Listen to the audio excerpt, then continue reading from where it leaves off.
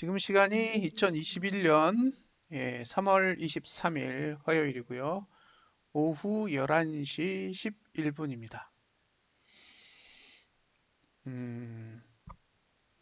이번에 볼 종목은 기아차입니다. 기아차. 기아차는 월봉과 주봉을 한번 같이 보겠습니다. 자, 기아차의 가장 큰 문제는 뭐냐?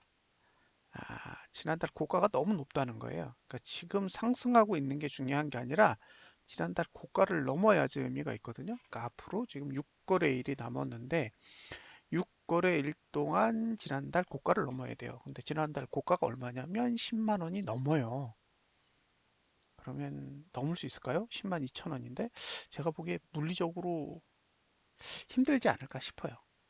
네, 10만 2천 원까지는 가기 어렵다. 그럼 고가 투자 심리도가 내려가게 되는데 와 이거 뭐 스트레이트로 하나 둘셋넷 다섯 여섯 일곱 여덟 에? 고투가 100이었나 보네요. 100에서 떨어지는 거라서 100에서 90으로 떨어지는 거죠. 그러면 이제 9달 동안 조정이 오게 됩니다. 조정과 하락이 오게 되는 거죠. 9개월 동안 앞으로 이번 달 빼고도 9개월이니까 올해는 끝난 거죠. 기아차는 올해는 끝났다고 보시면 될 것 같습니다. 잘 가면 행복. 예. 그러니까 지금 상태에서 올해 말까지 정말 재수가 좋으면 어, 한 10만 원? 예, 10만 원 선이 제가 보기에는 거의 최대치가 될 거고요. 만약에 이게 아래로 방향을 튼다고 했을 때 어디까지 내려갈지는 알 수가 없어요. 예, 왜냐하면 9개월 동안 빠질 수 있거든요. 그러니까 이게 무슨 뜻이냐면 앞으로 9개월 뒤에 고가가 지금 고가보다 낮을 확률이 굉장히 높고요.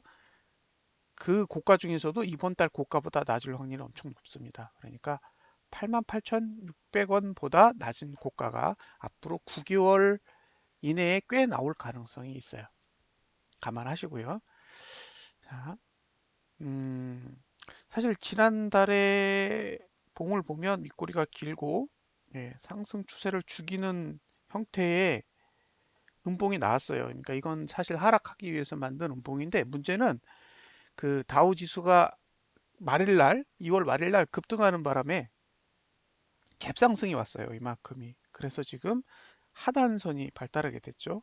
그래서 하단선은 한 7만 8천 7만 9,260원에 있대요.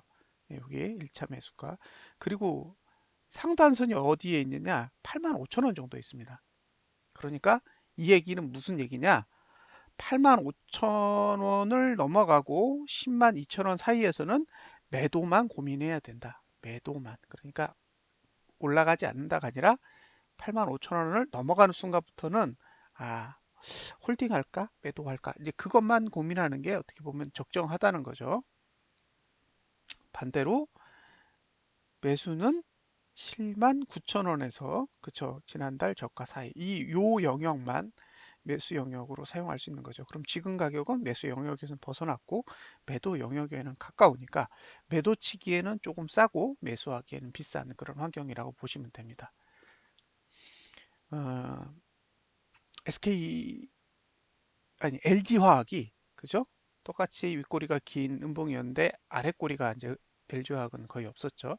그런데 저가를 깨면서 그러니까 지난달에 저가를 깨면서 무너졌잖아요. 예. 그러니까 기아자동차도 버틸려면 일단 지난달에 저가를 붕괴하지 않는 편이 좋고요. 붕괴하게 되면 이제 하락에 대한 그런 이슈가 직접적으로 부각될 가능성이 높습니다. 더군다나 기아차는 어, 올해에 개인들이 순매수한 종목 중 거의 탑 클래스 안에 드는 종목입니다. 1조 3천억을 샀기 때문에 예, 내리면 개인들만 개피 보는 종목이죠. 그래서 상대적으로 하락에 더 유리한 종목이라고 볼 수 있습니다. 우리 눈에는 양봉이 보이지만 이게 2달 동안의 흐름을 잘 보세요. 그러면 1월달 종가가 얼마냐면 82,500원인데 지금 1,000원 올랐잖아요. 예, 2달 동안 1,000원이 오른 거예요. 이 1,000원이 오르는 동안 개인 투자자들이 얼마나 많이 매수했는지를 한번 감안해 보시면 좋으실 겁니다. 85,000원 넘어가면 매수하면 안 된다 라는 것만 감안하고 한번 보세요. 자, 밑으로 내려가서 하단선을 찍고 위로 올라와서 상단선 위로 올라갔죠. 그리고 나서 올라왔다가 쭉 밀렸죠. 이제 감이 오실 거예요. 자, 하단선으로 내려갔어요. 그런데 전봉 저가를 깨지 않으면 매수할 수 있는 거예요. 근데 아직 상단선은 안 찍었어요. 예, 쭉 올라가서 상단선을 찍었죠. 이제부터는 매수하면 안 되는 거죠.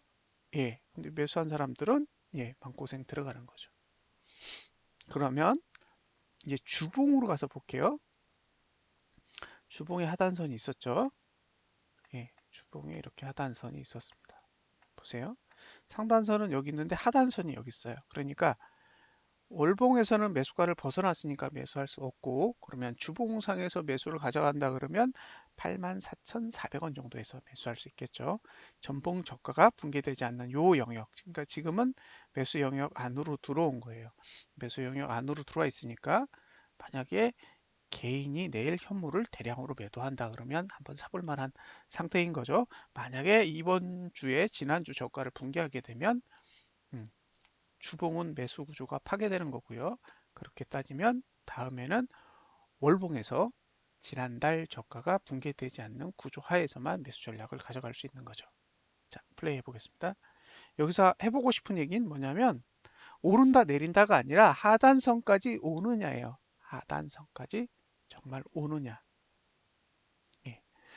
개인이 그러니까 외국인이랑 기관이 매수를 하는 상황이거나 아니면 외국인이 선물을 대량으로 매수하는 상황이면 하단선을 쓰지 않을 가능성도 꽤 있어요. 왜냐하면 올라가야만 그들의 입장에선 돈이 되니까요. 그런데 그게 아니고, 예, 외국인도 그다지 선물 매수를 하지 않거나 선물 매도를 하고 있는데, 예, 개인마저 현물을 매수하고 있으면 이렇게 하단선까지의 조정은 감안하시고 대응할 필요가 있다라는 이야기를 해드리려고 오늘 리뷰에 포함을 시켰습니다. 자, 일봉은 전봉 저가를 깼죠.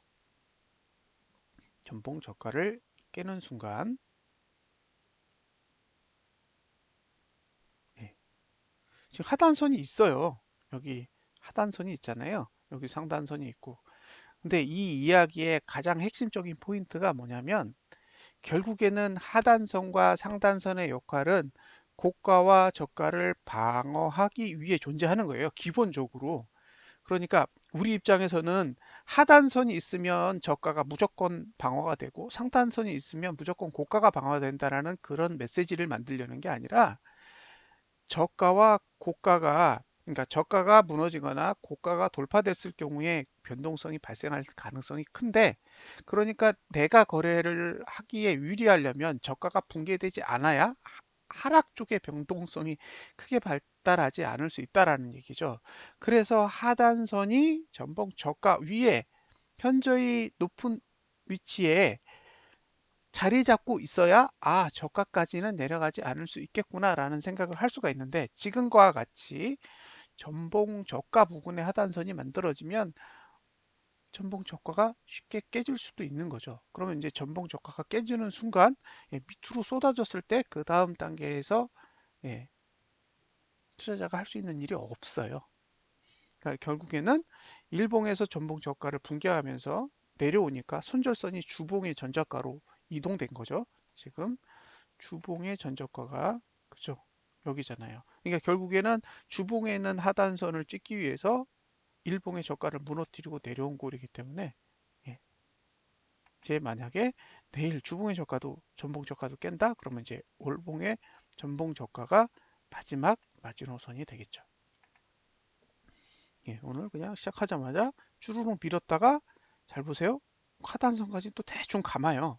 감았다가 매도세가 나오니까 막판에 쏟아져 내렸죠.